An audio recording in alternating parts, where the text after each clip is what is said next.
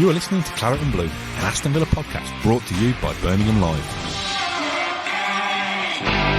Hello, welcome back to the Claret Blue podcast. My name is Dan Rowlands and I'm joined by Pat Rowe this morning. It's your weekly Aston Villa therapy session. I started writing a newsletter actually, which should have popped into people's inboxes by now, saying it's 8:45. I've sat at my desk and I've just kind of slumped down and literally sighed out loud. What do I even write here? And I've decided afterwards, let's do a podcast. I don't know what to write. I don't know what to say either. So let's just try and do a podcast and use this as a bit of a therapy session, I guess. Let's talk through our issues together because I don't know what to say anymore. So let's just try and work it out as we go along. I also said in that podcast, I want to be as distracted away from football as possible. You went to London at the weekend, Pat, not for Crystal Palace. How was that? It was actually really good, yeah. I was checking the score while I was walking around the Tate Modern, the art gallery, and 1 minute we're 1-0 up, and I'm thinking, oh my God, we're back. And then literally I turn the corner, check again. I thought, I don't know why I'm checking again, nothing will happen, bang, 1-1, and then it just went downhill from there. I saw some questionable art as well. One was just a brown canvas, just the colour brown. I was like, interesting. Another one was just a co-op receipt stapled to the wall. And I'm thinking maybe they've done something to the receipt, so it's like got different words. No, just garlic, mushrooms, mayo. I was like, it's beyond me. I don't understand it. But yeah, anyway, the rest of it was good. Very enjoyable. Glad I didn't have to watch it. I've seen as many highlights as I can, extended highlights and whatever. But yeah, it didn't look pretty, did it? We'll start with Palace. This is going to be a bit of I think I've called this like Villa's identity crisis. So it is a bit of a reflection on where we are so far. But we will start with Palace because we've done the pod, but you haven't. You've seen highlights of it since. What did you make of the performance from the bits that you saw? Well, first of all, I was just a bit baffled when the team news came out. I know he likes to persist with his 2 number 10 formation and whatnot. And I know prior to that game, he was like, I'm going to change it based on each opponent, which I'm fine with. Villa get their first win of the season against Everton, and by no means was it an impressive performance. It wasn't perfect, but it was a win. And I'd rather us grind out the wins than what happened on Saturday. Danny Ings was one of the brightest players. He scored. He looked bright everywhere else, including that. I thought, what else does he have to do to keep his spot in the team, really? And I'm all for Watkins starting up on his own. I think Watkins is better on his own, but I just felt bad for Ings, to be honest. I thought he's done everything he can in that Everton game. He scored, and he's been dropped out for the next fixture. I don't know if he's saving him for the cup game against Bolton on Tuesday or whatever, but that kind of surprised me, but I was fine with it. When Dia got a start, everyone was asking for that. I can't say much about the performance as a whole because obviously I didn't watch the whole game, but Watkins, everyone had questions about his finishing, didn't he? He's 2 assists and a goal now in the opening 3 games. He's probably the only bit of shining light on this dark abyss of a team we have. I've always been in Watkins' corner. That finish for me showed exactly what he's capable of. It's an instinctive finish. He ran onto it, bang, had no time to think about it, and was everything that he's good at. I'm just hoping he, out of all people, can take a bit of confidence from that game, hold his head up a bit high and move forward, keep getting the goals in. But actually, I'm going to first comment on the penalty decision. I've seen that. Dean's not looking at the ball. He's facing away, his arms up there. How on earth can that be a penalty at all? I don't understand that at all. So, but even before that, it could have been 6. I think Martinez made 6 saves, and a few of them were really good, and they had a goal disallowed, and it was a tight offside penalty, but he tapped it in. It could have been 4 or 5 by the look of it, so we're lucky to get away with a 3-1 loss, to be honest. That we were never in the game by the sounds of it after our goal. I know Leon Bailey hit the post or the bar. I don't know if that was against the run of play or anything, but it would have just coated over the cracks, really, wouldn't it, if we had got something. Yeah, Gerald said about the big moment being the Dean penalty and how that changed the game, but I said afterwards that the big moment is that we got let off with the VAR offside as well, because that was tight. That could quite easily have gone the other way as well. That was the lifeline that you get back into the game. It's still 1-1. You should come out after that and think, oh, we kind of got away with one there. Let's go on and at least nick the point that we've already got, or go and win it. So then go and lose it 3-1. I know you can say the third goal is that we were going for it, so they scored, on the break kind of thing, but still not good enough, is it? I kind of felt like Palace was a bit of a yardstick for us to see where we've got in terms of progress. We won there last year, and everyone says it's a difficult place to go, and Vieira's building something good there, and they've got a young, hungry squad, and all these cliches basically. But it's fair. They finished above us by only 3 points, but still above us. They're looking like they've got a bit of a project there. If we go there and win, and we make it back-to-back wins, Everton and Palace, I know it's only an isolated 2 games, but you go, there's some kind of progress there. This is the team that we want to get up to where they were, even if it's only 12th. It's still higher than Villa were last season. This is a sign of progress. So to go there and not just lose the game, but not really be in it and not show the fight and have that identity, which we'll come on to in a sec. You look at Crystal Palace and you can see what they're trying to do. You can see what their best shape is, their best squad is, and the players they sign fit that. You look at Aston Villa and you think, I don't know what we're trying to do. We're kind of passing it around at the back and maybe a long ball into a channel and kind of hit and hope, or give it to Bailey, Buendia, Coutinho and hope they do something. I kind of feel like whether it's Gerrard's 9 months, 10 months now, or Aston Villa being in the Premier League for 3 years, 3 seasons, we should be having a bit more than hoping for somebody to do something and plan of action. I think when you talk about our identity crisis and whatnot, I feel like the very early days where we did beat Palace away from home, a solid defensive display to build on. And if it wasn't good going forward, at least Villa would keep you out and make it hard for you. It would grind out a 1-0 win or a 2-1 or whatever. And you could bank on the fact that we'd be at least solid at the back and we'd be in the game. But just early on in this season, it doesn't seem like we've got that at all. It seems like a bit of shambles at the back. I know we've had the injury to Carlos, but if he played on the weekend, would we have won? I don't think he makes that much of a difference, as in for what we saw on that game. Obviously, he's got a passing ability from the back. He's a bit of a leader, but he's not the best at defending set pieces, and that seems to be a big issue for us. I think they had a few chances. I think Martinez made a save. The penalty, obviously, you can't really do much, but it is from a set piece again. But I don't know. It is like you say, there's an identity crisis. Our recruitment isn't fitting the original plans that Gerrard had. And all you can get from it is a bit of panic, to be honest, from the fan base, from the management team, from everyone involved. So it's not ideal, really. The last kind of 36, 24 hours or so has been bizarre, really. I don't really know what to say about it. I think Sarr, I said on Saturday, because it came out like 30 minutes after full time, which I said felt convenient, to be honest, if nothing else. Yeah. We've just lost the game. Oh, here's a bright new flashy signing for you.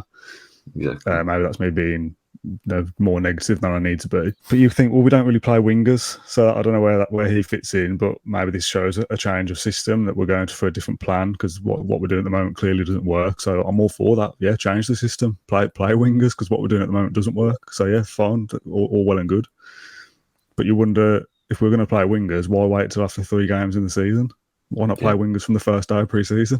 Exactly. Gerard's spoken about wanting to get the signings in from day one and have people bond together and go to the pre-season tour together. So we've done all that in pre-season, and then 3 games in, we've gone, all that what we've done doesn't work. Let's go and sign a winger from the Championship. And Sarr's a good player. I would like Sarr if the deal still gets over the line between when we're recording this and when this comes out. Yeah, happy days. I think he's a good player. It's a good business deal as well if it's only 20, 25 million, because at his age and his profile, a couple of good seasons in the Premier League, we're worth 40, 50 to Liverpool or whatever. So I think it makes sense on a lot of fronts to sign somebody like that. The one it doesn't make sense in is if we're playing a 4-2-3-1, we don't have the midfield to do that. And if we're playing a 4-3-3, we also don't have the midfield to play that either. And then where does that leave someone like Buendia? It just all feels very disjointed now. This might just me being, the stupid football fan that doesn't see the bigger picture. But from I don't know whether you see anything from a statistical point of view. But to me, it all just feels a bit like, here's a load of good players, work it out later. Yeah, exactly. That's what it's the same with the Ings signing and whatnot. Like, I did a tweet last year, and it was when we were rumoured to get Ward-Prowse, Cantwell, and we had got Ings and Bailey in. And I had no idea how we'd fit him in then, and I still have no idea how we'd fit these players in now. We've got more players, and we've got Coutinho coming into it and whatnot. But as you say, like, if we're playing wingers, then it hints at a change in formation to like a 4-2-3-1. But then everyone still wants a number 8.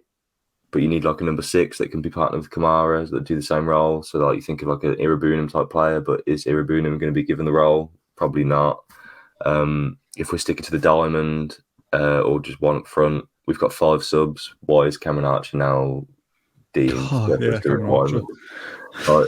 If you're sticking with the diamond, you're playing 2 strikers.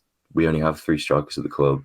And I don't really buy this, Sarr's coming in and he can play up front. I hated it when Bailey did it at the end of last season. It don't want to be doing that. So bad.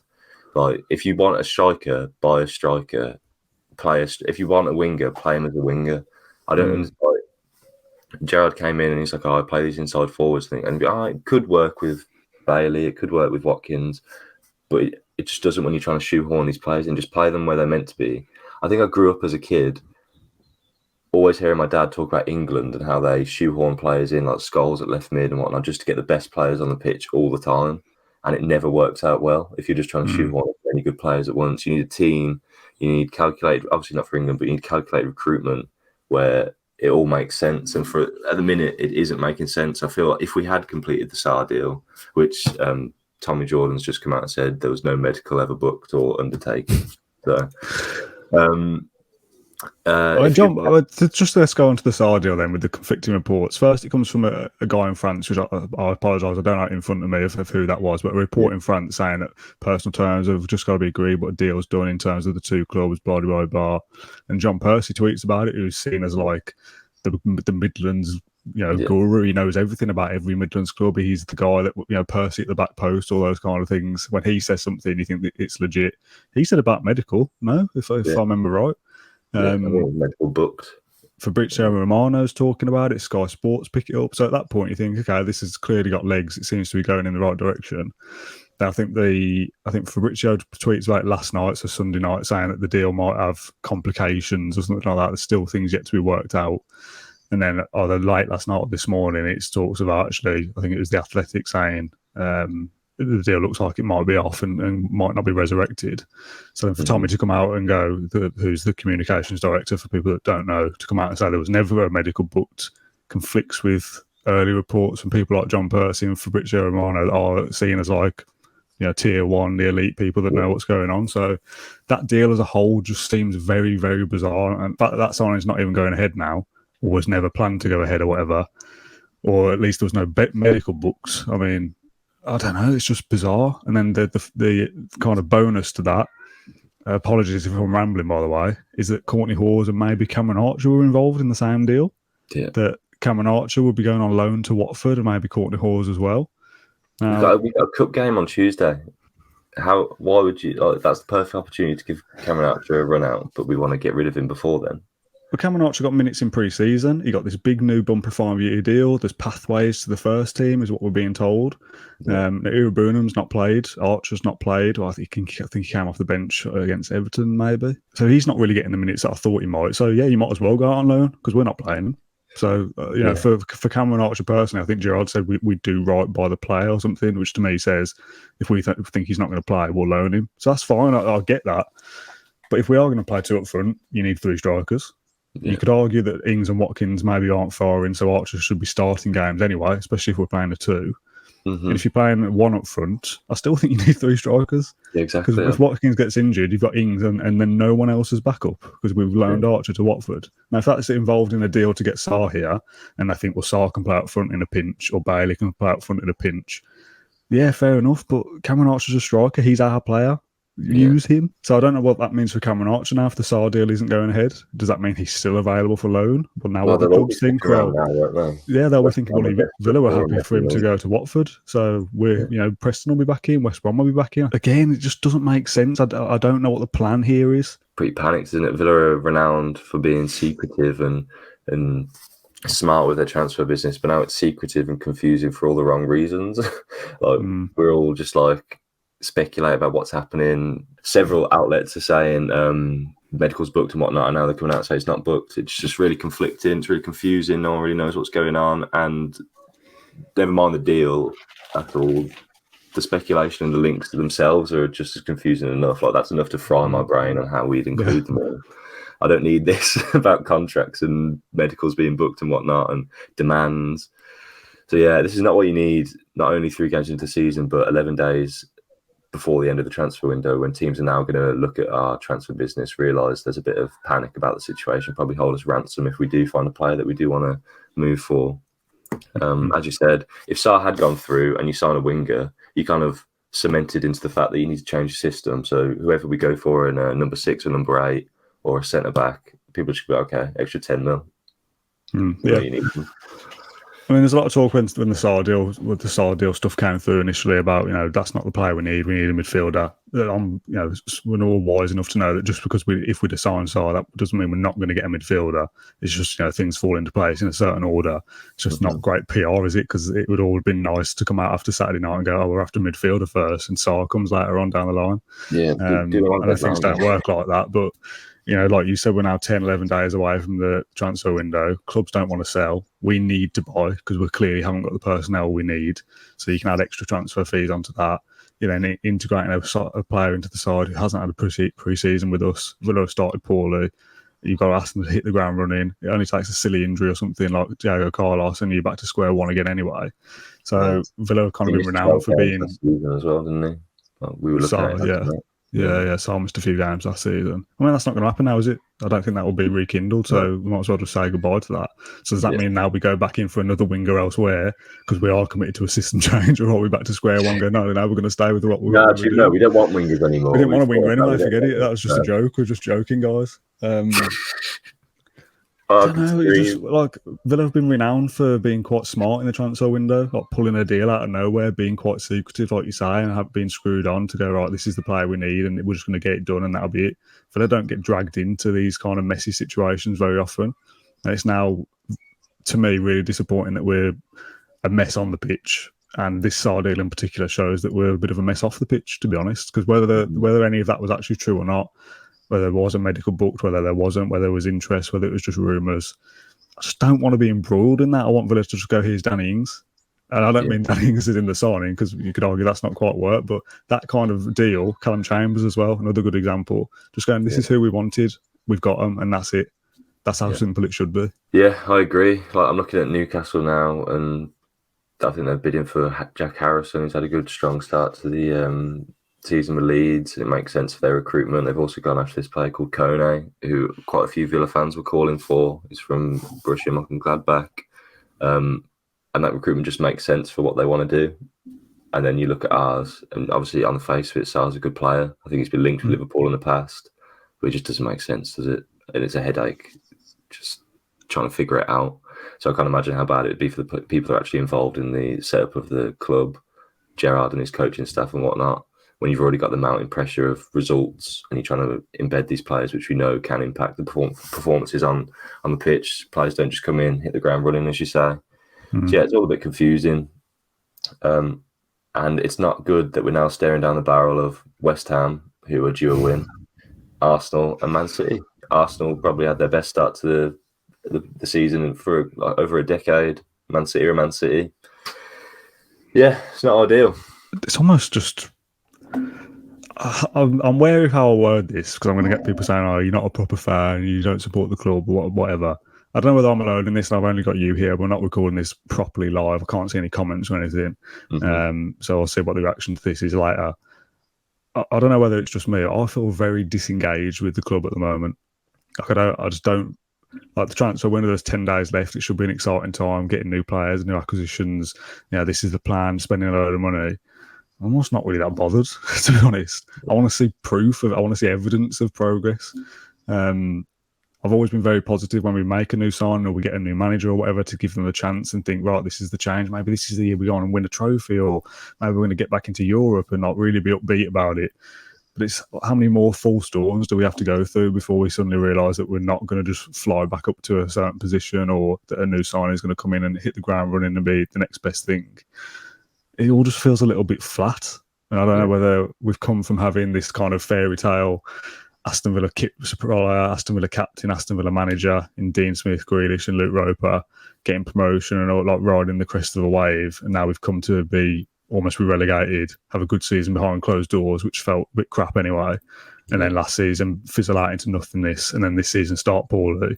When the football on the pitch correlates with the mood of the fan base, I get that. And it's not going great, so there's reasons not to feel good.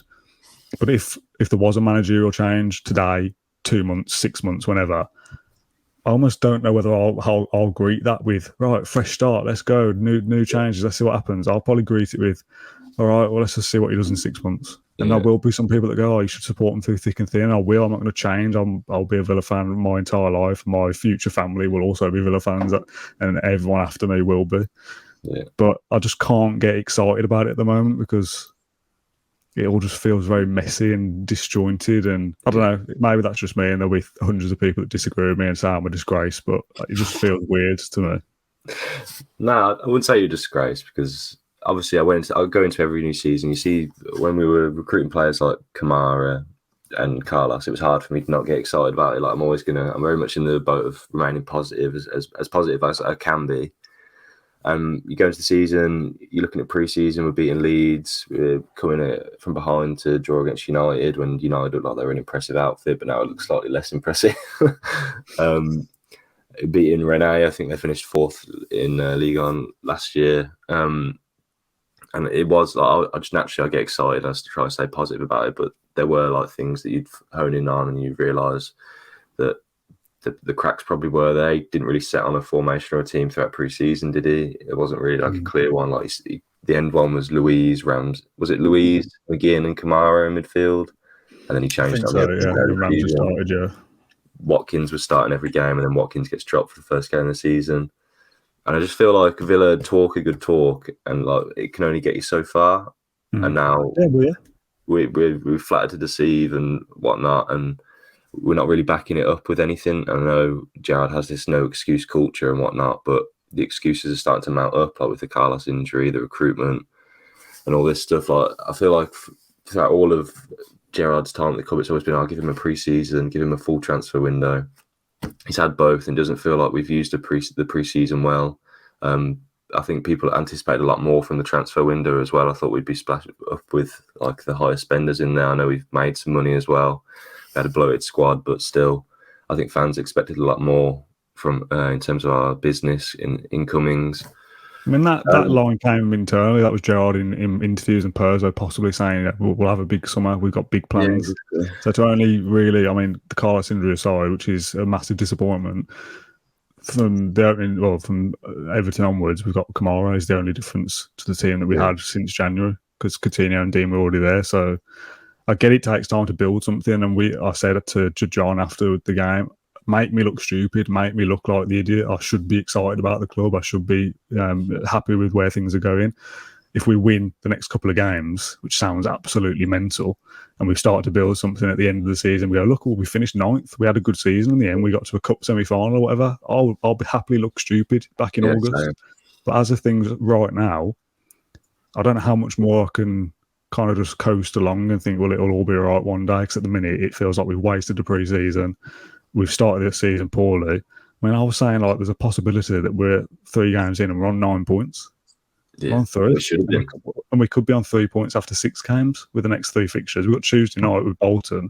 There's a lot more pressure on that game now than there needs to be. It's on Sky Sports. Like, you just know what's going to happen. We're going to lose, aren't we, on Sky? But that's more of a banana skin than it should be. I do still think we'll win that and we should win it comfortably. But you do just feel like there's way more pressure on a game now that shouldn't really have it. Because if you do lose that, then you've got West Ham at home on a Sunday, and you've got Arsenal and Man City. If you don't get anything out of the next few games, and it's 6 games and you're on 3 points or 4 points, as much as you could say it's a tough start, that's not good enough. And there's going to be serious questions raised. And social media, yes, that's not the be-all and end-all, but social media is a negative, bad place. And you just start to wonder how long until it seeps into the stadium. If we're 2-0 down at half-time on Sunday, will there be boos? Will there be people saying Gerrard out in the stadium? It's not good, is it? This isn't where I thought we'd be. Yeah, I agree. I mean, we finished 14th last year, and we're talking about year-on-year progress. I'm not even sure at playing like this we'd make 14th. You look at Fulham; they're quite impressive this year, which I didn't expect. Bournemouth beat us, and obviously they've played Man City and Arsenal now, I think, and they're tough games. So I don't want to expect them to get a result there. Who else is that? Forest looked quite impressive as well. I know they couldn't beat Everton, but like when I watched them against West Ham and they looked really good that game. It's like, are we going to go do the same this weekend against West Ham? I don't know. So yeah, it's worrying. Well, West Ham, I mean, they've lost 3 games in a row and they haven't scored a goal yet. So I think they've won like 1 in their last 10 or something silly. So they'll beat Villa then. Yeah, 100%, 3-0 half-time. There was a few comments after Saturday saying that we're being too negative and like writing off the next few games, but there can't be many Villa fans out there think that we'll get anything out of the next 3. It's so West hard. Ham, Man City, Arsenal, right? You could easily just say we'll lose all 3 right now. And yeah, football doesn't work like that. it's a funny game. If we do beat West Ham and we beat Bolton on Tuesday night, and then you nick something against Arsenal as well, the mood vastly changes, and then you sign a few players towards the end of the transfer window, either number 6 or number 8, and you go, right, this is the system we're going to work with now. This is what we're going to do. As much as you and me, I think, said that it's 3 games in or 2 games in or 1 game in, whenever we had the conversation, we don't want to look back to last season, the 2 wins in 12 or the 3 wins in 14 or whatever it is now, because of our own mental state of keep looking back. It's just draining to keep doing so. But you do look at the record and go, that's not great, is it? 10 wins in 30 or whatever it is. Like, that's rubbish. That is relegation form. So at some point, you have got to think, what's got to change? And I think if we had to change something in the summer and said, right, we're now 4-2-3-1, we're going to sign 3 wingers of high quality to make a change, and this is what we're going to do, you could say, right, well, this season is a fresh start then, because we're different to what we did last season. But we've started game weeks 1, 2, and 3 of this season, like game weeks 39, 40, and 41 of last season. It's just a continuation of what we saw. And I think that's what's annoying so many people. Well, yeah, it's worse, probably. Yeah. And then there's stuff going on with Douglas Luiz, isn't there? Like, that came out a few weeks ago. He's getting a new contract. And, like, he was a player that could make that 4-2-3-1 work. And if you wanted to switch there, you'd be like, okay, you can see it. You can play with Kamara in the pivot, and you'd be like, okay, that might work. But he's played limited amount of minutes, not been given a start after starting that Stade Rennais game. And now it's all gone quiet on the contract again. So everything is just extremely confusing, and it's not what I wanted in the going into the last few days of the transfer window, start of the season. It's not ideal. Well, if we do play 4-2-3-1, Luiz isn't a 6 though, is he? Because that's not his best position. But Luiz and Kamara, I don't think Luiz is the answer, but I think that's a better system than Ramsey and McGinn, who are too similar, I think, and haven't done enough so far. Ramsey had a decent game against Everton, but it's Everton. We kind of scraped our way over the line. I think John said we probably should have thrown that away, to be honest. And if we had, and it was 1 point from 3, it was we'd seriously be in trouble. 3. Oh my God. Our job is to cover Villa. If I sit here and actually just moan non-stop, I'll just drive myself insane. I've had a bit of a moan on here, which I don't usually do, but I feel like it's forced me into it. What we're going to sit here and say that if we were sitting here going, we're definitely going to beat West Ham because they've lost the first 3, I think that's deluded. Because this is such a low level analysis, but that run of West Ham on won't last forever. They'll score a goal at some point in the Premier League. So there's a good chance it's going to come at Aston Villa, isn't it? Because whenever a team is on a difficult period of games, they've not scored a goal for a while, or they've not kept a clean sheet for a while, they'll win 1-0 at Villa Park and get a clean sheet and their first goal of the season and first points of the season, because that's what happens. What do you think of Bolton? Will we win that? I'd like to think so, but then you think about that snowy away day all those years ago. As you said, it's a massive banana skin, isn't it? And televised, it just seems like a perfect time for us to just amplify everything in the classic Villa way.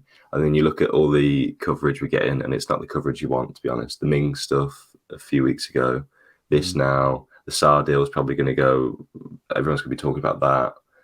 And now we've got a televised game on a Tuesday night after we just had a loss on the Saturday against a championship side. Are Bolton in the championship they are? Or are they League One? League One? Ooh, even worse. It screams Bradford, doesn't it? Oh, Bradford.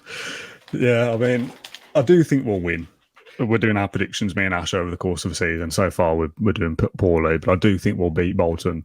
I don't know, 3-1 or something like that. Surely we'll win. Like, it's League One. No disrespect, but surely, there's a reason Sky Sports have picked this game for television. Yeah, because I think there could be an upset.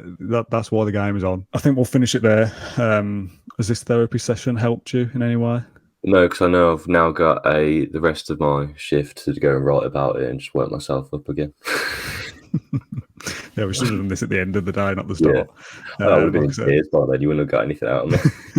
Like I said, I wrote that newsletter saying I don't know what to say. So I've done a podcast now and I still don't really know what to say. It just all feels strange. And what I said earlier about feeling all kind of like disengaged from it all, it's not a great place to be in with your football club, is it? I want to be right behind them. I want to be excited about what we're doing at the moment. I just feel like not really bothered. So sort yourselves out first. Pat, thanks for your time. We'll do another podcast either Tuesday night or Wednesday morning after the Bolton game. I'm off on Sunday, so I won't be doing the West Ham podcast. So that's me out of one of them at least. We'll probably win that one, which will be peak me, won't it? 100% will win, and about 10 players will sign.